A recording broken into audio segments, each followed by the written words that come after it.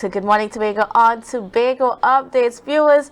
Now for this morning, we are getting into some discussions about, a little evaluation on the last 2 years of the Fally Augustine-led administration of the T.H.A.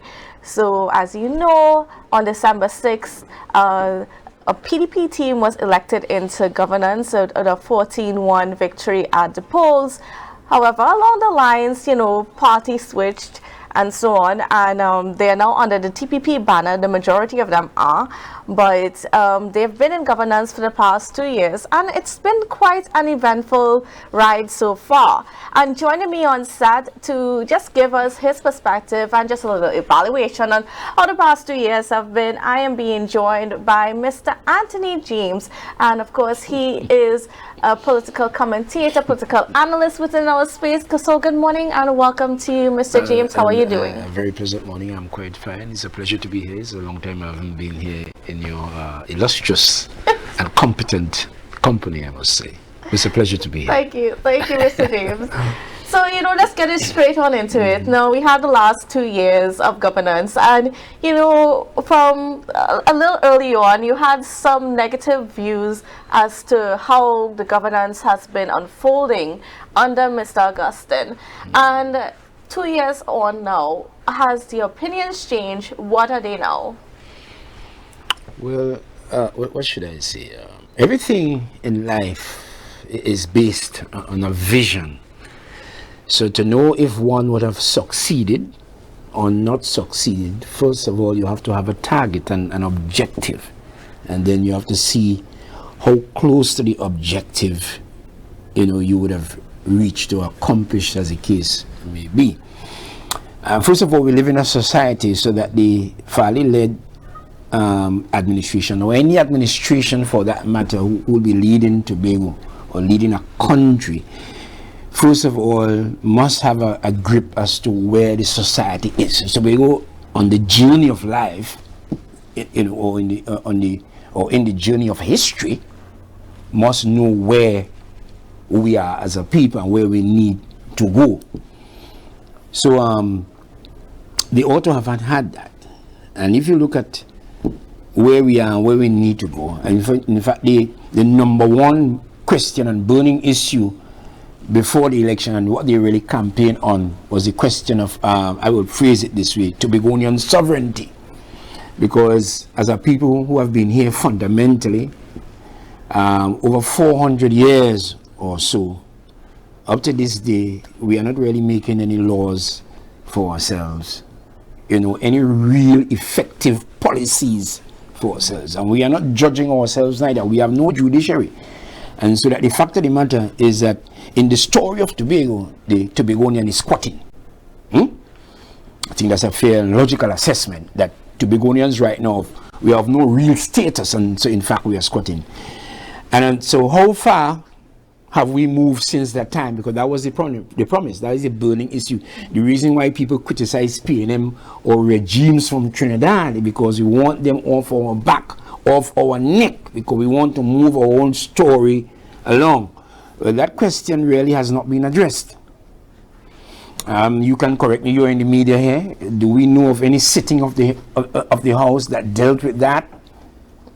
You know what I'm saying? Where have we gone? Has there been any conversation between the leader of government here and the leader of government in Trinidad, who's the head of the system that suppresses Tobago?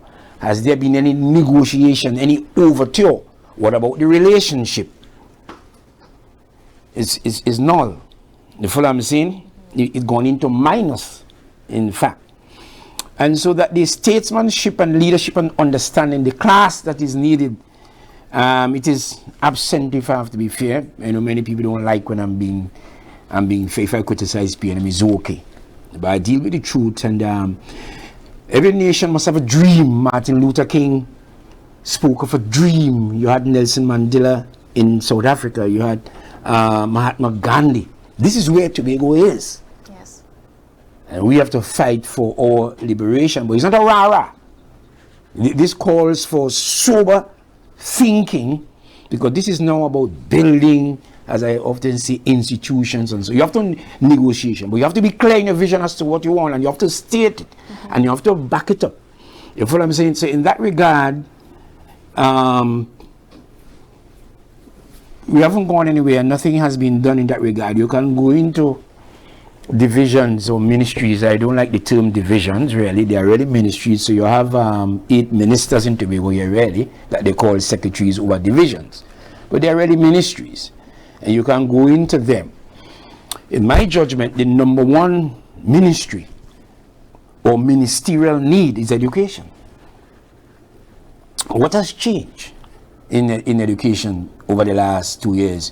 You have heard promises from the time of the first mandate Monday or Monday mandate? Mandate Monday. We heard of Tobago-centric education. You heard talks coming out of that. Nothing has happened. So, I mean, if I understand you clearly, there was a lot of promises that were made, but very little has been fulfilled. Well, the capacity to implement, I don't think the capacity is there. If we have to be fair, when the capacity is there, you hit the ground running. The capacity clearly is not there. And even with the question of the liberation of Tobago, that should be taught in the schools. Now let's stop there for a second, because the Chief Secretary made it very clear that from this month on, he's stoking the fire quite a bit more, so to speak, in terms of pushing Tobago's autonomy forward. We have not quite yet seen the plan going forward, but we saw even from the last sitting in the plenary when they discussed, how are they going to treat with the budgetary appropriations. Every single one of the secretaries and assistant secretaries that spoke, they dealt with, as part of their contributions, the need for autonomy to do more, the need for autonomy to do more. And that, I mean, that might have been the strongest statement that we've seen so far. I don't know, what's your opinion on that? And is that enough? How should we be taking that forward? Well, clearly, because I even look at the program last night here, and I'm quite convinced in my mind, not now, a long time ago, that Tobago will get nowhere unless Tobagonians are operating sovereignly. We will get nowhere. A lot of people will come on television, radio, call into programs and just talk. It'll be just talk, and be discussing economy that really doesn't really exist really. At the end of the day, all you get is a receipt of funds from a Trinidad controlled government that people in Tobago still erroneously call central. It is not central. If we had a central government, then we didn't need constitutional reform. We didn't need any autonomy, because it is centrally balanced between Tobagonians and Trinidad, and that's the only way we can define or interpret centrality. But I mean, in terms of the messaging that came forth from that plenary sitting, it's statements like that enough to convince the powers that be that we really need to push this autonomy forward? Well, the powers that be, in that context, because the assembly is a power, the other power over the assembly is the government in Trinidad. That's structure in Trinidad. And so that's where the declaration has to be made. The declaration from here has to be made to Tobago, to Trinidad, to the world. This is where we are going. This is our position. And we are rooted to the ground. We are rooted to the ground. And this is where we are. But I don't think that in Tobago here, among those who occupy office, that what Tobago is really after and need is properly defined. Our needs is properly defined. It's not defined. This autonomy is an airy-fairy thing that people talking about. They haven't done anything where that is concerned, as I said. But it's not properly defined, so people don't know what we're really after, because you're going after a scattered target. So we don't know. If we are zeroed in and we know this is it, and those who are in power are properly processed, because you can't, and this is a special project, and I must mention that, to deliver sovereignty to the people of Tobago, and therefore alter the relationship between Tobago and Trinidad. Because once Tobago becomes sovereign, the relationship between Tobago and Trinidad is forever altered. Now, this requires real maturity, sound knowledge as to where we are going. And is there that maturity at this present time within the current administration? Well, clearly not. Clearly, I mean, if I have to be honest, I mean, clearly not. You see, this is not an overnight thing. You have to be processed, as I said. You have to be baptized. Even in scripture, when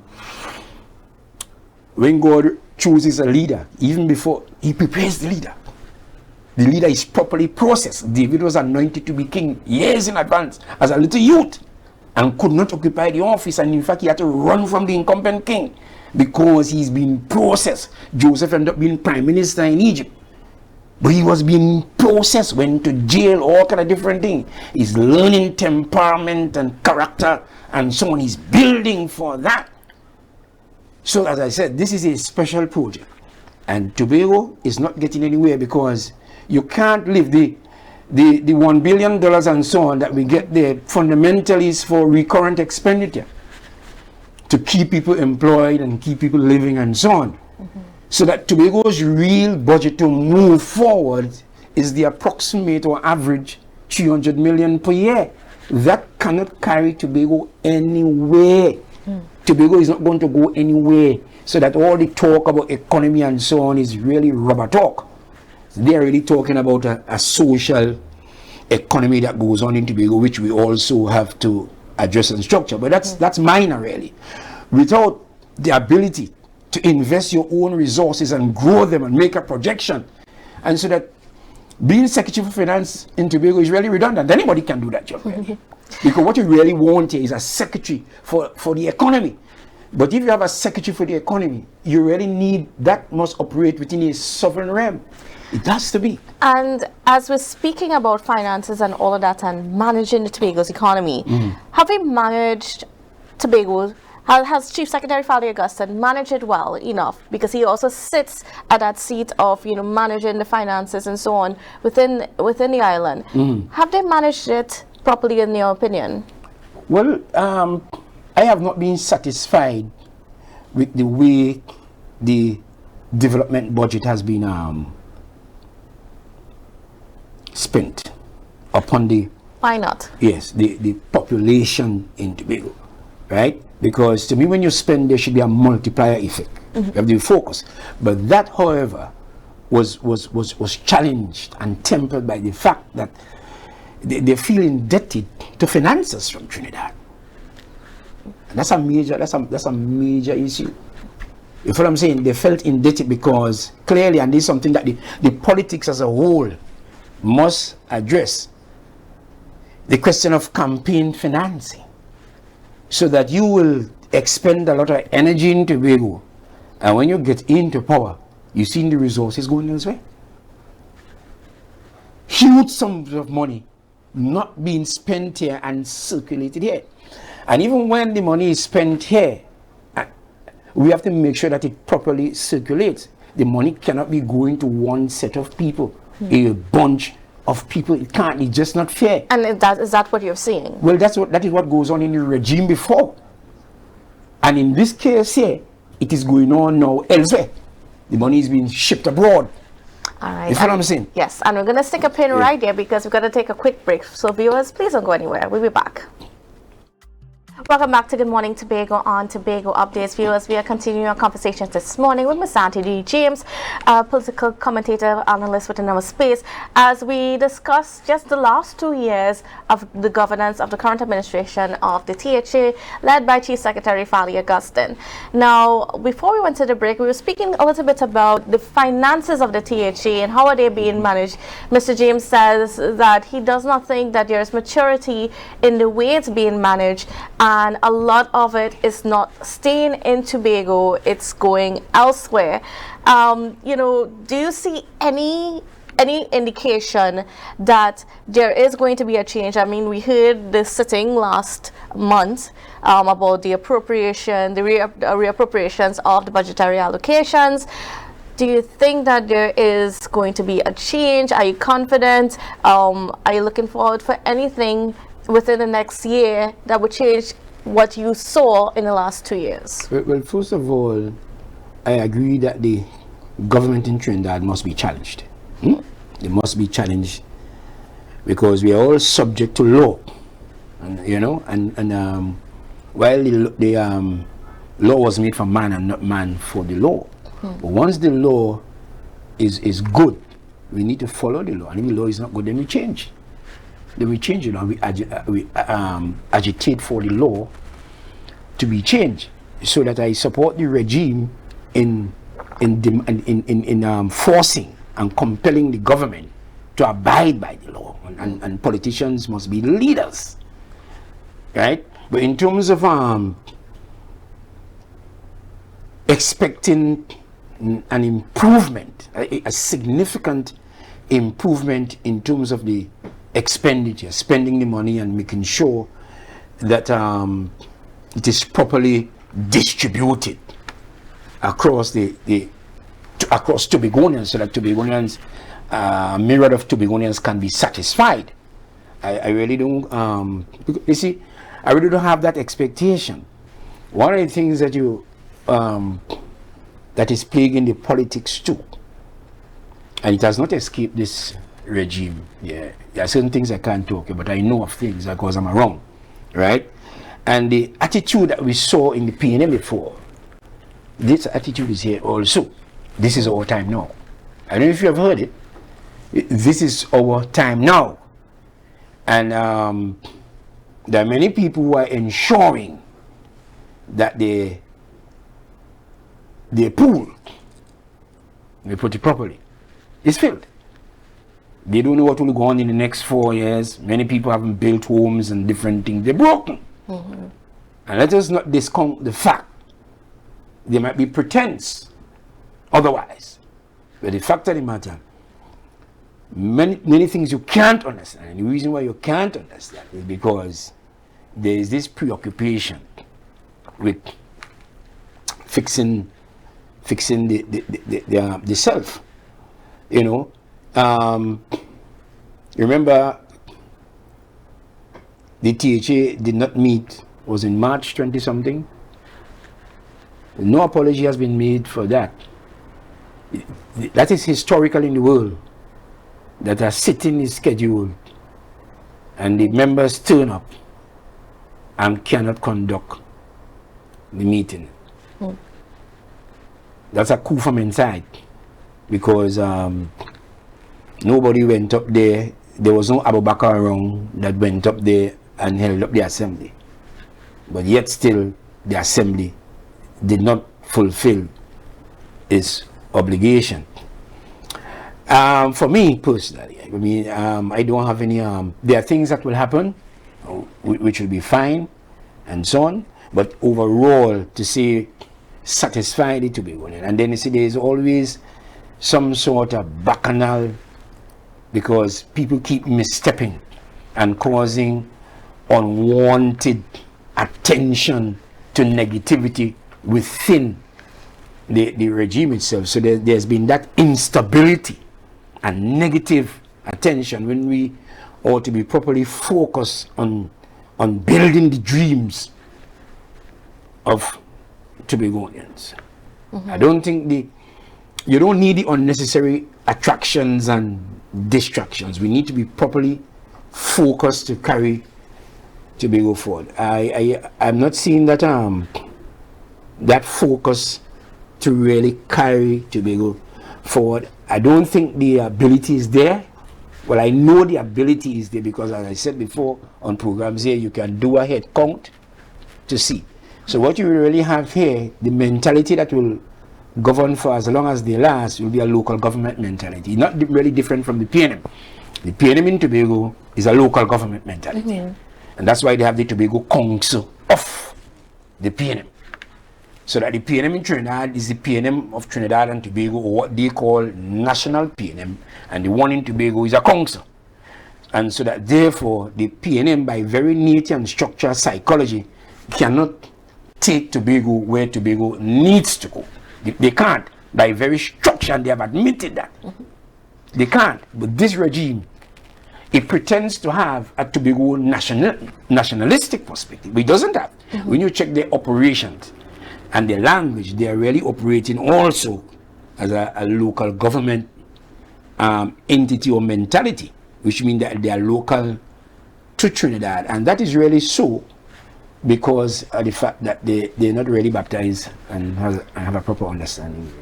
Now, you've had quite a lot to say in the last 20 minutes or so about, just your disappointment, disapproval of the way things went in the past 2 years. Do you have anything to say in terms of, are there any positives that you saw coming out of the last 2 years?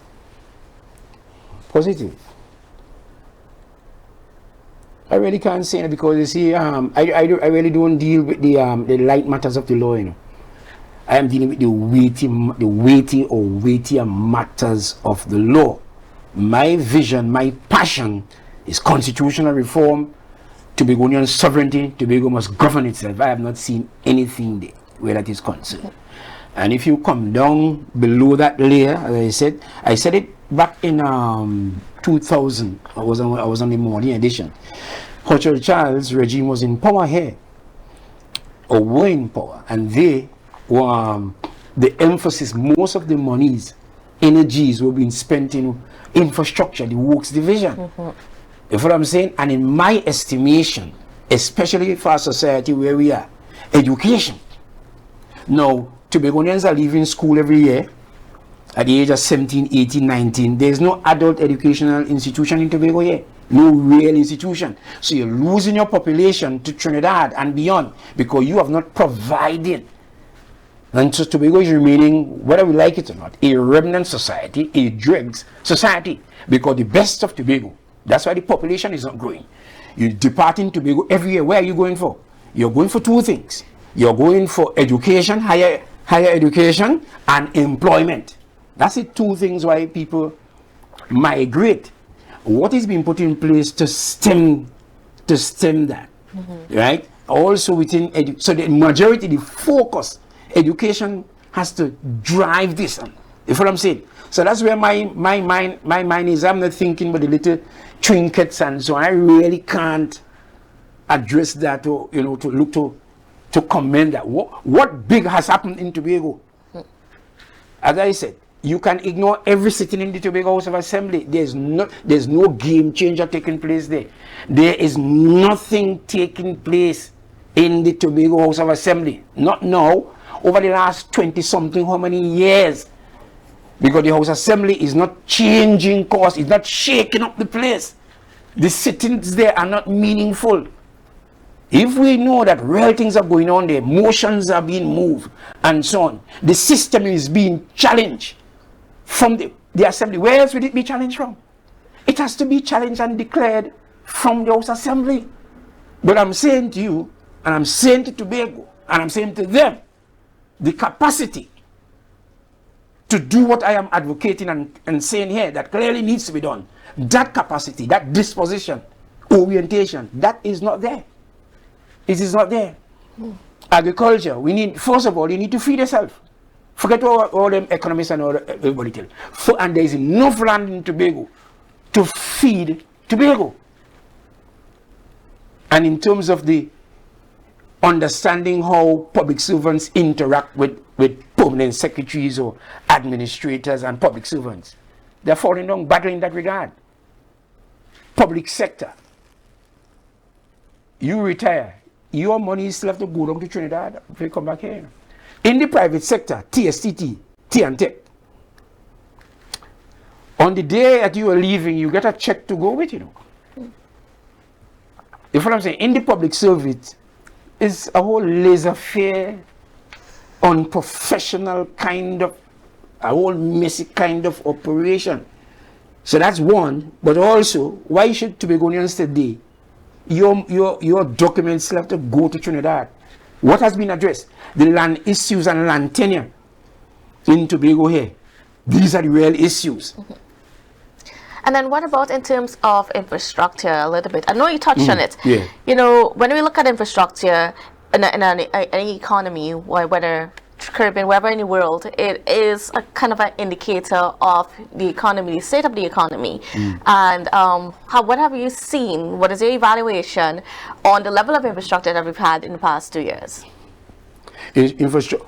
Well, in terms of buildings, we haven't done anything, because the construction sector has the ability to drive the economy along. If what I'm saying, so a lot of skilled people are employed, and that will redound to benefit to the families and the entire society as a whole. But nothing has been going on really in construction. In fact, there was a period when Patrick Manning was in power. There was so much construction going on, so that Morgan Joe was complaining, and they say overheating the economy. It was so much till overheating. But here, nothing has gone on, and I'm saying we have a challenge here in the development allocation. We have a real challenge here, where people are complaining too about the state of the roads. The roads are really in a deplorable state, but you can't really blame this regime for the deplorableness of the roads. Yes. Clearly, the roads could not break down overnight. That's been going on for a while. But I'm understanding also that there's a problem really in where material is concerned, to even pitch the roads and so on. They don't have it. In terms of the quarry again, there's no license to operate, and this has to be unacceptable, right? And I've said, and I'll say it here again, our duty here is to develop our own licensing authority. How can you have a government in Tobago applying to another government for a license? We have a whole election here. We have an entire election process here, and so now we elect a government, and that government now has to apply for a license to carry out the mandate in Tobago. This place is crazy. Tobago is crazy. Tobago and Trinidad is a crazy place. Trinidad and Tobago is a crazy place. And we'll have to leave that conversation right there, Mr. James. Always quite a mouthful from you every time you're here. So I just want to thank you for being here with us. We're unfortunately out of time for this segment. But viewers, we're not done yet, because we've got more coming up for you after the break. So thank you again, Mr. James. Thank you. Thank you. Thank you. All right, we'll be back.